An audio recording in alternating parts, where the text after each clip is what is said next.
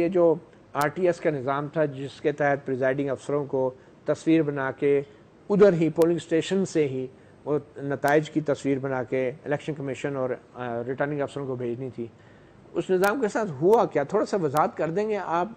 कैसे बयान करेंगे वो निज़ाम कब बंद हुआ, अगर बंद हुआ, स्लो हुआ, क्या हुआ, निज़ाम नाकाम हुआ, क्या हुआ? शुक्रिया। हुआ क्या? RTS और RMS दो चीज़ें जो है इसका इस्तेमाल जो है रिज़ल्ट की कलेक्शन के हवाले से, टेबुलेशन के हवाले से आप देख रहे हैं। थोड़ा सा पहले मैं इनको क्लियर करूंगा, आपका क्वेश्चन जो है उसका जवाब देने से पहले।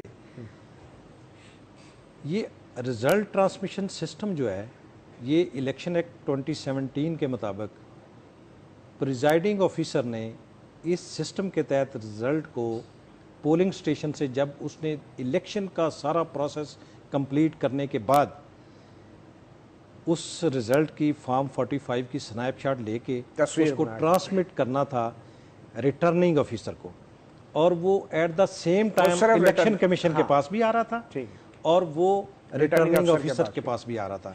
रिटर्निंग ऑफिसर साहब ने उस जो रिज़ल्ट उनके पास आ रहा था उसकी आगे प्रिंट लेके उसकी वैल्यूज़ जो है वो RMS सिस्टम के अंदर फील्ड करनी थी। क्यों फील्ड करनी थी? ज़रूरत इस अमर की थी कि चूँकि इलेक्शन एक्ट के अंदर ये रखा गया कि रात 2 बजे तक रिज़ल्ट जो है उसको अनाउंस किया जाएगा जो गैर हतमी नतीजा होगा रिटर्निंग ऑफिसर साहब की तरफ से। तो RTS के ज़रिए ये समझा गया कि एक तो टाइम सेविंग इस तरह से की जाएगी कि जब वो स्नैपशॉट रिटर्निंग ऑफिसर साहब के पास आ जाएगी तो वो उससे वैल्यू पुट करेंगे और प्रिजाइडिंग ऑफिसर के फिज़िकल आने तक वो रिज़ल्ट जो है वो कंस्टिट्यूएंसी का टेबुलेट कर चुके होंगे जिस हद तक वो उनके पास आएंगे।